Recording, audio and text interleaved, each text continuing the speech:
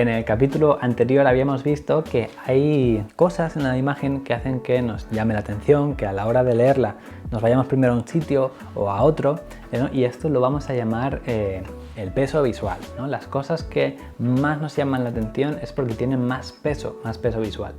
Es algo similar al peso humano, ¿no? Al peso de los objetos, pero visualmente puede tener diferentes factores que haga que esa imagen tenga más o menos pesos, que no solo sea la masa, ¿no? Sino diferentes cosas que vamos a ver en este episodio. Nuestro cerebro tiende a equilibrar las imágenes según dónde estén o cómo estén situados esos pesos.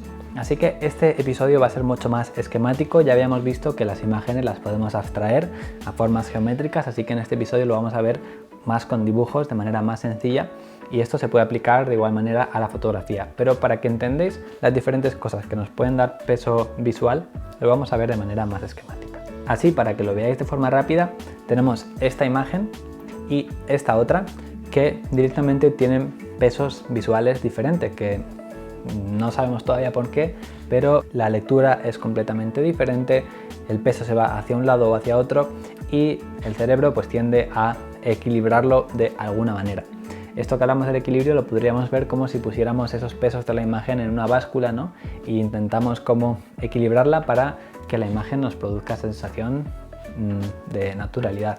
Si quisiéramos una situación diferente, pues podríamos tender hacia el desequilibrio, ¿no? y a desequilibrar esos pesos para que nos produzca efectos diferentes.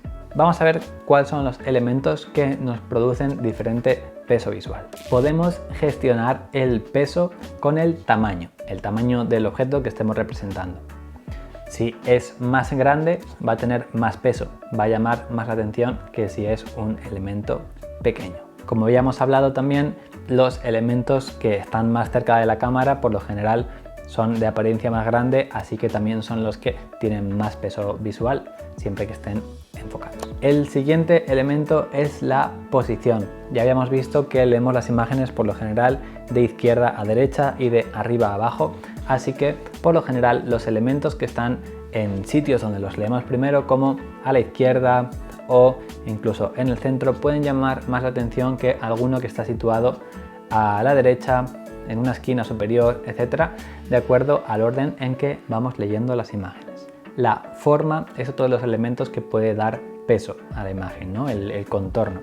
Si por ejemplo tenemos diferentes cuadrados y hay una forma que es diferente, esa forma va a tener más peso visual seguramente. Y aunque todos fueran cuadrados, también el contraste puede ser un elemento que haga ganar peso. Si todos los cuadrados están en blanco y hay uno que está relleno o que está más contrastado, es probable que nuestra vista se centre en ese. Lo mismo sucede con la textura. Los elementos que más textura tienen por lo general llaman más la atención y tienen más peso visual. Y por último, el color. El color, por supuesto, también es algo que puede hacer que algo llame la atención. En una imagen en la que los cuadrados son azules y hay uno amarillo, evidentemente el amarillo nos va a llamar mucho más la atención. Además, hay un factor extra que es el factor humano. Si estamos fotografiando algo en lo que salen humanos, es probable que, como seres humanos que somos, miremos primero a eso también porque nos llamamos la atención. Entonces está el factor humano, que también tiene un peso visual muy importante. Todo esto es relativo y se puede aplicar pues a las funciones que tengamos cada uno, a la educación, y dentro de todos estos elementos que hemos visto pues se pueden combinar, algo que sea por tamaño, por color, por forma, así que el peso visual puede depender mucho, pero está bien que conozcamos todos los elementos por separado para poder utilizarlos. Vamos a hacer un análisis rápido de una imagen para comprender alguna de estas cosas. Bien, os presento la imagen. Así de manera rápida, lo que más nos llama la atención es la persona desnuda que está a la izquierda con el policía, y es por varios motivos. El primero es porque es lo más grande, tenemos el factor del tamaño y está situado a la izquierda de la imagen. Como el primer lugar donde leemos, ¿no? De arriba a la izquierda, ahí ya tenemos algo grande que contrasta con todo lo demás. Además, es la zona donde más enfocado está la imagen, así que tenemos ese centro de atención, ese peso visual bien centrado ahí. Vale, pero si continuamos leyendo la imagen, nos fijamos, y lo voy a dibujar con líneas azules, que hay como unas diagonales que nos dan profundidad, que nos dan dinamismo, que se forman pues con esta cola de personas que también están ahí interrogando, y hace que la imagen sea dinámica, que tenga profundidad, y hace que sigamos leyendo la imagen de izquierda a derecha porque vamos siguiendo esas líneas. Entonces primero leemos la figura 1, pero luego tendríamos una figura 2, que es este otro policía que está en el centro, gracias a esas líneas diagonales que nos han llevado hasta allí, y si seguimos esas líneas pues vamos viendo cómo la cola de personas sigue hasta llegar al final.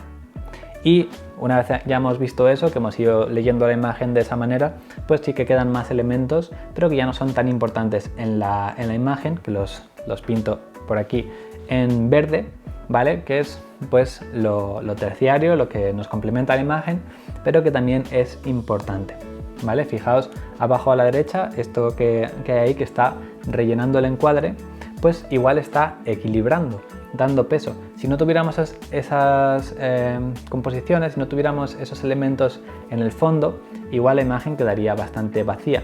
Pero como el peso está tan situado a la izquierda, el artista ha decidido compensarlo visualmente, equilibrar un poco la imagen, añadiendo abajo a la derecha estos elementos para equilibrar un poquito de peso visual.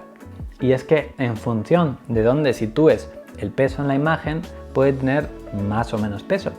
Si lo situamos en el centro, puede ser bastante estático, la sensación de no movilidad, de que está ahí fijo. Pero si lo situamos en un lado, ya es algo más dinámico.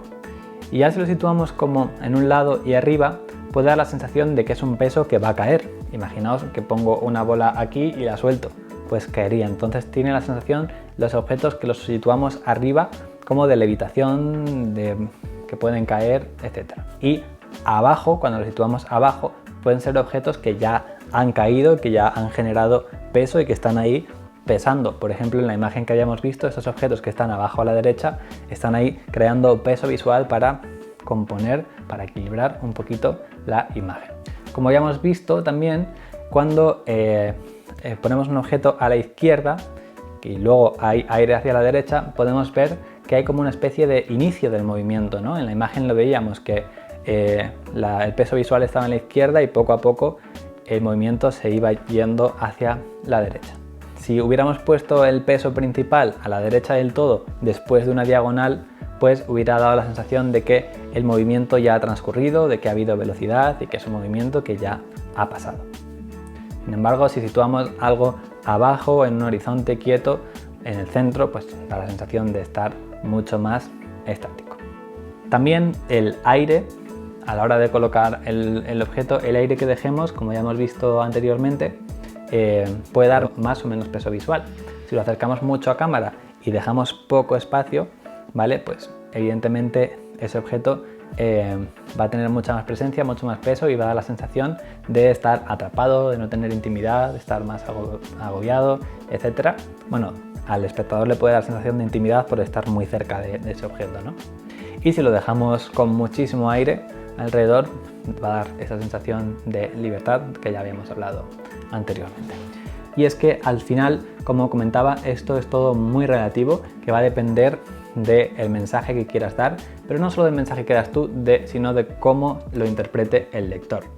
Y como los lectores por lo general tienen una educación visual que han ido recibiendo de manera inconsciente a partir de estas herramientas que os están enseñando, saber utilizarlas nos va a ayudar a conseguir lanzar ese mensaje.